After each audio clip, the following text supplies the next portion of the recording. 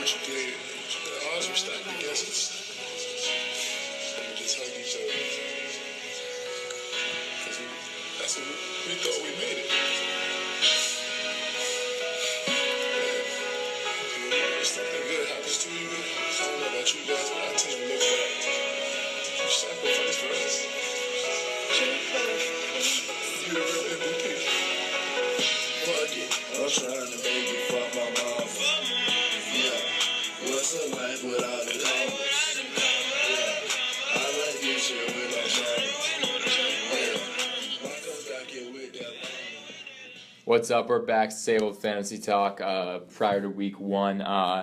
And we're here kind of to give you our personal feelings about week 1 rankings, backfields, etc.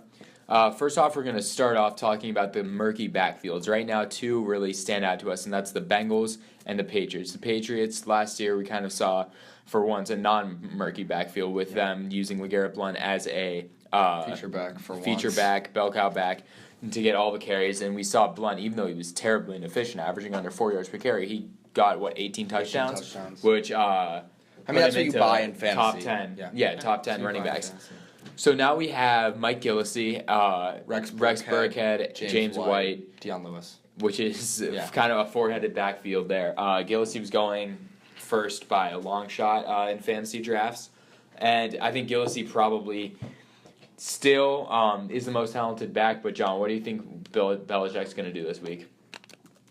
So, as Chris knows, I'm a huge Gillislee guy for fantasy this year. I think he's more talented than Blount, and I think in the same role that Blount had last year, he would be wildly effective, and I do think he's going to step into that role at some point. I mean, he had 11 touchdowns last year as really the goal, like a backup, and 5 weeks of a goal line back for LaShawn McCoy. So he's efficient in that position as a goal line back. So I think I could easily see him as a top 15 running back this year.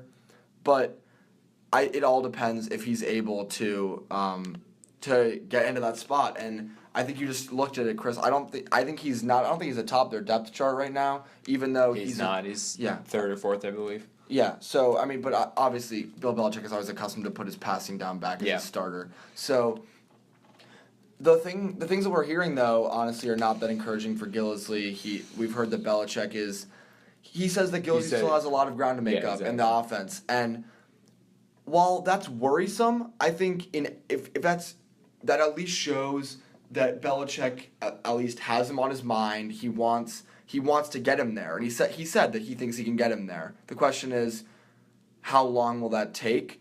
And also, Rex Burkhead is new, so I don't think that Rex Burkhead has any leg up on Mike Gillislee. I just think that it's going to take a while for Mike Gillislee to be getting all of the carries that LeGarrette Blount got. Yeah, so continuing on off of what John said, if you're playing I don't think playing Gillislee week 1 is the right move at all. I think if you have need Gillislee, to lay off and just give it a week.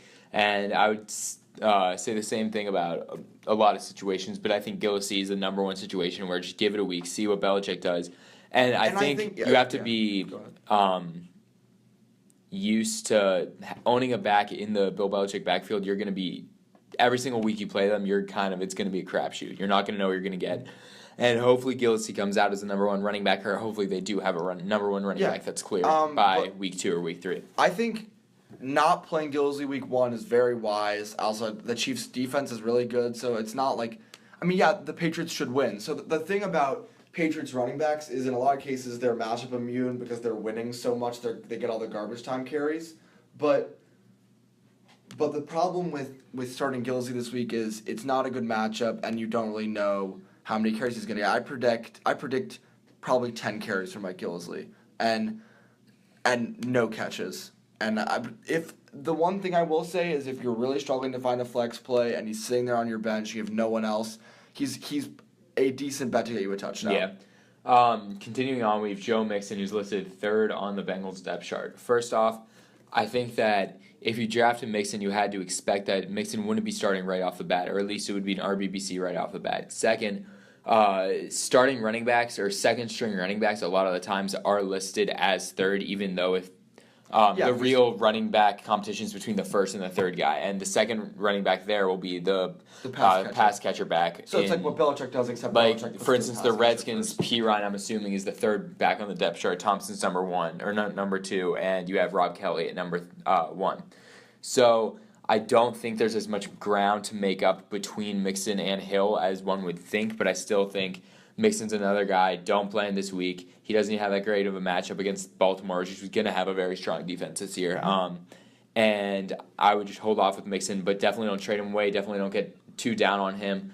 He is an immensely talented running back and will be a top 15 running back in 5 weeks. And honestly, for Mixon, I think it's similar. I think you're going to be happy not starting him this week, but we could see him and if he gets 10 carries, he'll probably be more efficient than Jeremy Hill. And we'll see that. Sure. So I don't think that means Jeremy Hill is a 20 carry back, but I do think Jeremy Hill now is gaining back some fantasy value that you want to have because he is atop of the depth chart, correct? Right? Yeah.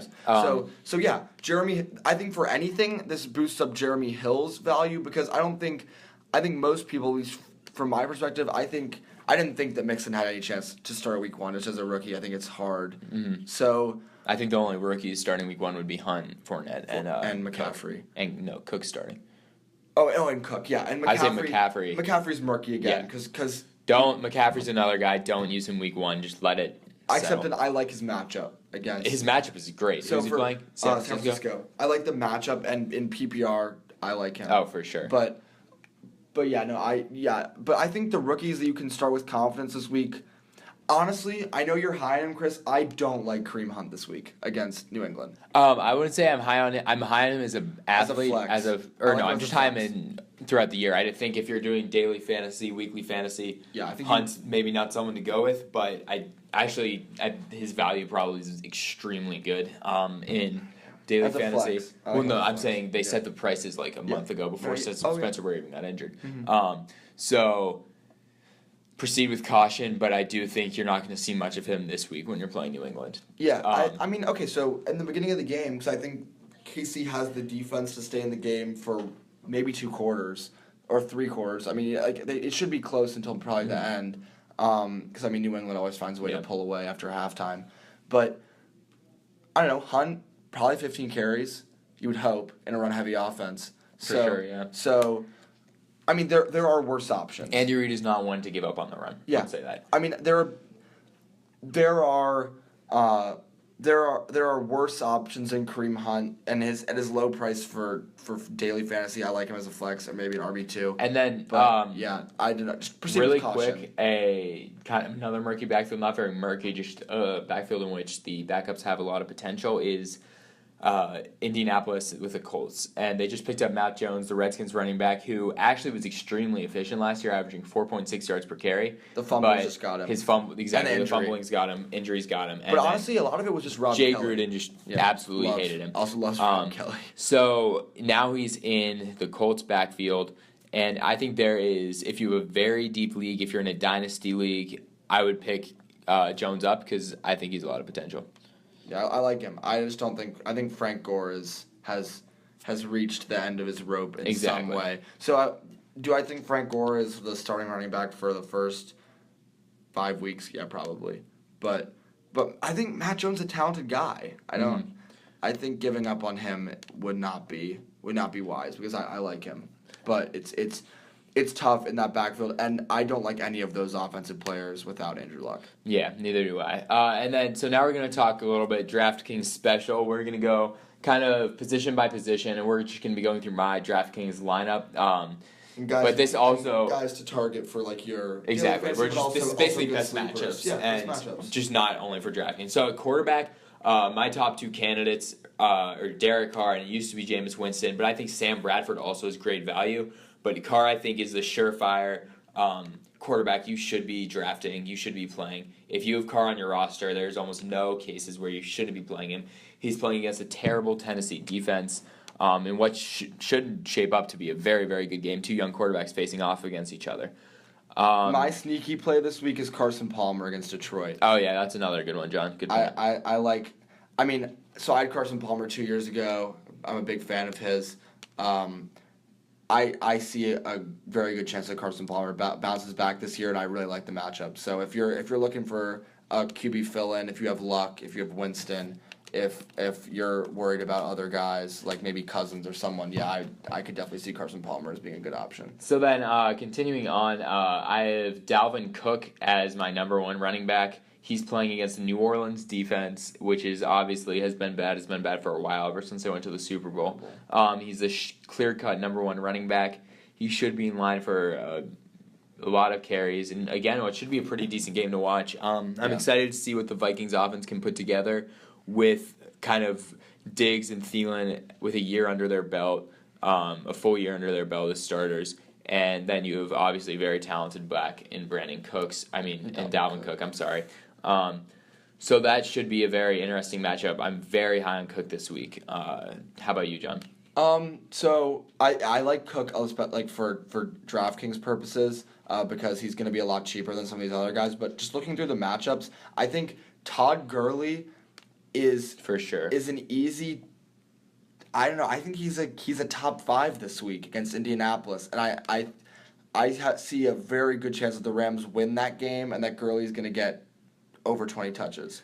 Because I just think Indianapolis has a really bad defense and is not going to be able to move the ball. So, the Rams want to run. So, I like Todd Gurley, and I mean kind of separately, I'm kind of in on Sammy Watkins as a sneaky wide receiver too this week, because I think the Rams are gonna get a lot of plays off this week, so I think it's good to target those two guys. Yeah, and then also Bilal Powell. I like Powell. He's playing against Buffalo, which is kind of just like maybe one of the most irrelevant teams in football now after their kind of rebuilding phase. Yeah. Powell, one of his PPR. They'll be passing. Well, yeah, that's going to be the worst matchup probably the entire year. Yeah. PPR, he'll be getting a lot of receptions. This is probably one of the only games the Jets are going to be actually in the game and getting a lot of carries. Oh, they'll play him again, so it'll be okay. So Powell is looking for or has a very good matchup there. I'm excited to see what he can do. Matt Forte was on the trading block. I don't think the coaches in New York value him at all. I think Powell. The only thing I think Matt Forte could take is goal line work, but I think that'd be the only thing. Yeah, I don't even think that. I think Powell's being very undervalued in leagues, and I really like him. I do too. I'm very high on him. Because if you were want to put any running back in the league on a really bad team, it'd probably be Bilal Powell, just because he's going to catch so many passes. He's such a good receiver, and I think he's really the only Jet who has any fantasy value. So then other guys I considered drafting was Isaiah Crowell, who has another great matchup against Pittsburgh. One issue with him is that they're going to be down. They probably won't be running that much.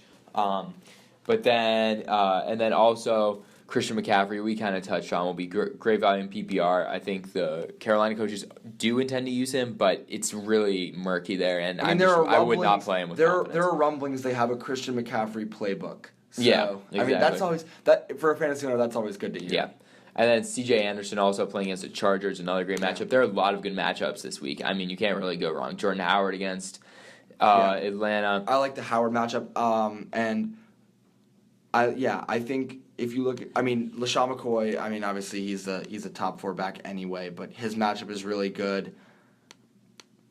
Looking down the list, Lamar Miller against Jacksonville. I actually like the duo of him and Leonard Fournette. I like both. I think there are a lot of good games this week. I'm very excited. It should be a good week. So moving on to wide receivers, I paired up Cooper with Derek Carr.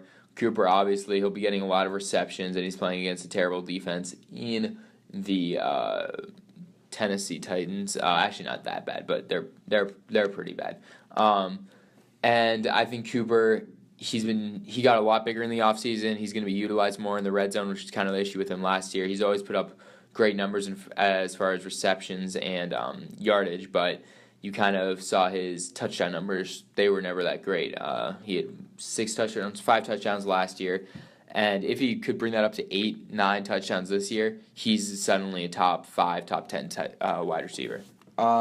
So my favorite matchups this week for guys, for wide receivers, I said Sammy Watkins already, but I actually prefer Kelvin Benjamin against San Francisco. I think he's a sneaky bet to catch 8 passes and score a touchdown. I have him on my roster San Francisco has a horrible defense, and I think Cam Newton is going to want to show everybody this week, show it off, and show everybody that he really still is in his MVP form. I also like, I can never get too excited about Larry Fitzgerald, but he's a really good matchup against Detroit, and I think especially in PPR he could be a top 10 option. And then my last guy who I really like this week is Doug Baldwin against Green Bay. I think he's a sneaky top 5 week guy because Green Bay was abysmal against the pass last year, and Baldwin always seems to find a way to break off big games. So I think this is an opportunity for another 30 bomb by Doug Baldwin that he did last year. Yeah, I have Baldwin down. Then also Pierre Garçon going against Carolina, a pretty good matchup there, and I think he's going to get a lot of receptions because he's really the only option there in San Francisco. Yeah. Then Adam Thielen playing against New Orleans. We touched on this before, but the New Orleans defense, I cannot overstate how bad that defense is. And Thielen, I think, has a lot of breakout potential this year. He's going to be the number 1 out wide receiver. So yeah, he's going to be getting outside. I conflicted as to whether I like him more or Diggs more, but I'm leaning towards Thielen. I think I don't really know why, but I think it ends up being just last year he came on strong at the end while Diggs really slowed down, and also he's a bigger presence, and obviously he's on the outside, so that's gonna provide more touchdowns. Bradford likes both of them, but yeah, I agree with you. I think the touchdowns are going to go to Thielen and Zach Rudolph, but I just don't see that, especially with the Vikings stating they're looking to keep Stephon Diggs primarily in the slot this year. Yeah, I think that only plays up to Adam Thielen and the breakout that he had last year shows that they're confident in him as their number 1 target on the outside, and I like him going into this week, and especially in this easy matchup against New Orleans. So then matchups for tight ends that I like. Zach Ertz I really like this week. He will be playing against Washington, which never really were able to cover tight ends. And then also Delaney Walker, again playing Oakland, but I think Zach Ertz is the way to go. Especially in PPR leagues, he's a reception monster. And you're always wondering, why is this guy going so early? It's because he racks up receptions, he racks up yardage, he just doesn't really and people worry get about touchdowns. People worry about Zach Ertz because of the additions of Torrey Smith and Alshon Jeffrey, but I actually think it helps him because people always assume that Zach Ertz is going to be a red zone threat, and he never really is because he's always been stuck in an offense with Jordan Matthews, and who's not really a red zone threat, so they focused on Ertz. But I think this year, the more options, it'll allow Carson Wentz to spread the ball around, and as I always say, rookie quarterbacks like big targets. So I think Zach Ertz will have a good week this week, and is actually a good target going forward. Defenses, I would say the Bills and the Steelers coming in 1 and 2. And then also, I would say almost the Broncos are number 1 because the Broncos are not only a great defense, but they have a decent matchup in the Chargers, which, they were ranked 29th according to ESPN last year offensively. But I do think that the Bills and the Steelers have. You're playing New York and you're playing Cleveland. I like the Rams as a streaming option this week against the Indianapolis Colts. Yeah, that's who I'm actually streaming in one of my leagues. Then other guys we didn't get to touch on, Jamison Crowder against Philadelphia. He's always down for a few receptions. Decent matchup in Philadelphia. Kirk Cousins is going to kind of be trying to get a feel of the offense. I'm not a fan of Cousins this week. I'm not a fan of Cousins at all this year. And then Kevin White, Chicago. He's going to be... What about him? Just that he's on my team. Oh, yeah. I've always felt that way about Cousins, so I've not been confident in him this year at all. I think the preseason has been a little overstated. But. Yeah, but I think the loss of Sean McVay is... Yeah, but it's... Honestly, I kind of equate Cousins a little bit... my feeling towards Cousins, kind of like Matt Ryan this year. You take away Kyle Shanahan from Matt Ryan, you take away Sean McVay from Cousins. And that's why I'm not high on Julio Jones this year. Now, Matt Ryan is still a top 5 fantasy quarterback, easily. But we've heard the same things from both coaching staffs. We want to keep the Shanahan system, we want to keep the McVay system, but it's not easy. And when you're trying to keep the system, but you don't have the mind behind it there, it doesn't work the same way. But I still think Kirk Cousins is good. I still see him as a top 10 option because I like the guys around him. I think he's he's being undervalued in drafts in my opinion. So He's going ahead of Winston But Mariota. he's not anymore because people are. He's ranked higher, but he's not. Okay. He's not getting drafted there. He's falling a lot. So really quick, one other running back to keep your eye on is Thomas Rawls. I'm not a huge fan of him this week. It's kind of a tough matchup against Green Bay, but the value you'd be getting if both Lacey and Rawls aren't going to be seeing any action in CJ Procise would be insane in PPR, which is DraftKings. Procise is a receiving back who can also run. He went to Notre Dame. I'm pretty high on him, but I think that Houston has him. He has a lot of value this week if he is the number one running back. Then is that all we want to do for matchups? Yeah, I think there's a lot of good matchups this week. I don't see any really big red flags for guys. I mean, obviously superstar guys like Le'Veon Bell has a really easy matchup. He's playing Cleveland. So is Antonio Brown. But I mean, if he plays, and another thing, just kind of like two guys we could probably stack. Odell Beckham, if he plays, I think he'll have the best week of any receiver against the Dallas defense. Their corners are horrible. Their secondary has always struggled, especially against him.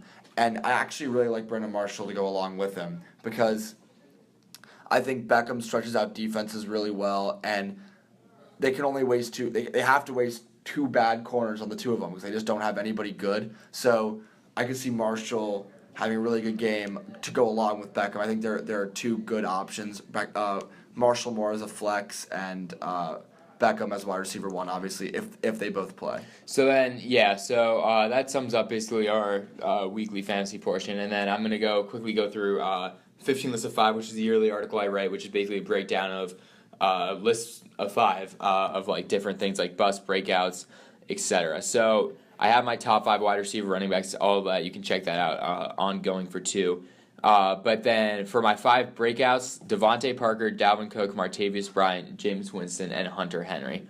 We're both high on Devontae Parker. I think he's going to have a huge year. Dalvin Cook, we've touched on. Martavius Top Bryant. 10 finish. You heard it here first, Devontae Parker. I love it, man. I love it. 5 busts, Lamar Miller, DeMarco Murray, Hopkins, Cousins, and Gore. I agree with all those. I really don't like Lamar Miller this season. Yeah, DeMarco Murray. It's really... I'm not on board with the Hopkins thing because I think Deshaun Watson will throw to him a lot. But yeah, I don't like Lamar Miller. And DeMarco Murray... Murray's obviously the biggest bust there, but I think he's going to be losing carries to Henry. And if Derrick Henry wasn't there, I think it'd be okay. But I mean, I just think Henry's going to get more carries. Murray's still a low-end RB1 in my book, but he's a... I think he's a lot of potential. I think all the running backs going in the second round have and a lot of Howard. I have Howard well above him. I have Ajayi, Freeman. And Ajayi. Yeah, I've and Gordon. All of those guys above. Then, top 5 high-risk, high-reward players. Jordan Howard obviously did a great first year by being in a terrible offense where you worry about you can load the box. Basically the Gurley effect. And Gurley's actually my number 2.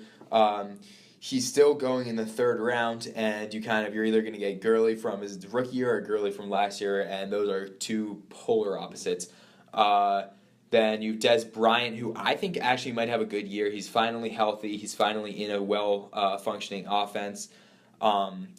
I think that he could finish as a top 10 wide receiver. But then also you saw in the past 2 years, he's just not performed well at all. Alshon Jeffrey, obviously injuries are a huge risk. I worry about Jeffrey. I really do. But then he's also in an interesting offense in which I think he could get a lot of targets. Then T.Y. Hilton, obviously, Andrew Luck is his success is contingent on Andrew Luck being healthy and performing well. You mean T.Y. Hilton? Yeah. Yeah, okay. 5 low-risk options, Golden Tate as the number 1 receiver, Antonio Brown, Amari Cooper, Tom Brady, and David Johnson. Can we take a time out for a second? Golden Tate is being really undervalued. Like, I took him in our league, and people were questioning me. I really like Golden Tate this year. I think playing in the slot and out wide, he has good he has really good potential, especially in PPR. I think he's a sneaky bet for like 95 receptions, and I could see 5 touchdowns too. 5 to 8 maybe. I don't know. I really like Golden Tate this year. I think he's an easy wide receiver too for this season because I don't think he was a little boomer bust last year. He ended up in around 23, I think, for ESPN. Jeez, he's so boomer bust. But I like his consistency more going forward with less mouths to feed in the Detroit offense. And then 5 deep sleepers I have: Sorry. Kevin White, Cooper Kupp, Corey Coleman, Andy Dalton, Zay Jones. Common theme you'll find there. All of them are due to get the most targets in their respective offenses, except for Cooper Kupp. But Cooper Kupp did out target Sammy Watkins by a good amount in preseason. Sleepers: Benjamin, Perkins, Carr, Thielen, Hunter Henry. We've already covered some of those. Then deep dynasty sleepers, I have Rico Gathers, backup tight end for Dallas, Chris Godwin, wide receiver for Tampa Bay, who I really like, Kamara, the third-string running back for New Orleans, Nathan Peterman, a backup quarterback for Buffalo, and Wayne Gallman, the third-string running back for the New York Giants. Then lastly, 5 dark horse number 1 finishers, probably my favorite category. Michael Thomas, he's getting more receptions now in New Orleans. We saw what he could do last year. He's one of my favorite wide receivers coming out of that class out of Ohio State. LaShawn McCoy, he's going to get a ton of carries this year. He's basically going to be the Buffalo offense as long as he doesn't get injured. I think he's going to lead them in receptions. That would not surprise me at all. As long as he doesn't get injured, he'll be insane this year. Then A.J. Green, last year he was on pace to be the number 1 wide receiver before an injury ended his season about halfway through the season. But hopefully he'll stay healthy this year. Then we have Derek Carr, who we talked about before. Great offense, still young, still putting everything together. And then Amari Cooper, who, if he can get 1,200 yards and 10 touchdowns, we could see him finish as very close to top to number 1 receiver. My sneaky number 1 tight end, if he's healthy, and only if he's healthy, is number 2, obviously, not Gronk. If Gronk is healthy. But, I don't know, I think Tyler Eifert is I talk about him all the time. Sure. But if you get 16 games out of Tyler Eifert, he's going to score 15 touchdowns. I would agree with that. So I think he's being undervalued in drafts. I would take him over Walker probably, and over Kyle Rudolph too. I think he's being undervalued because of the injury history. I mean, yeah, it's a risk, but it's the risk you take with Gronk too. Mm-hmm. So I really like Tyler Eifert. I think he'll be number 2 tight end this year if healthy. Yeah, so then Redskins were going against Philly week 1.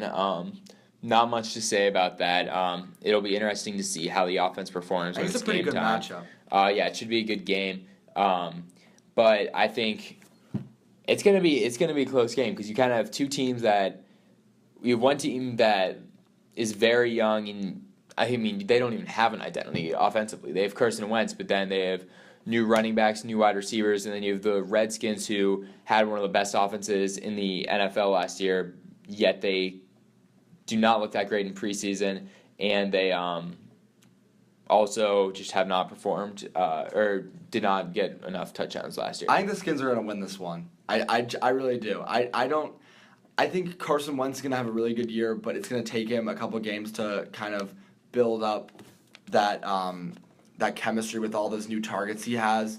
And, I mean, while Cousins did add a new weapon in Terrell Pryor, he also has people he's familiar with. He has Jordan Reed, he has Jamison Crowder, and he has, Chris Thompson out of the backfield.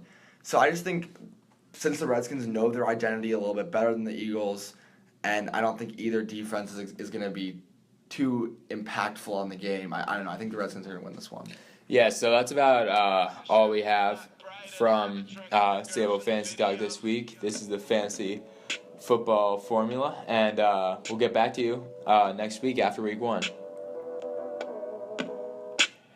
If I wasn't preoccupied, self-absorbed, yourself alone, I left you with, I got the world, still felt alone, and ever since, been lost in the stars, missing on what heaven sent, godly or faulty or fraud, maybe, probably was a reason that your dog hate me, but fuck that bitch like the law, baby, girl, I'm just playing, but I'm off, though, we should grab a drink before we link up at the crossroads, pick it all apart, don't be tickling my heart, you say, I was with you from the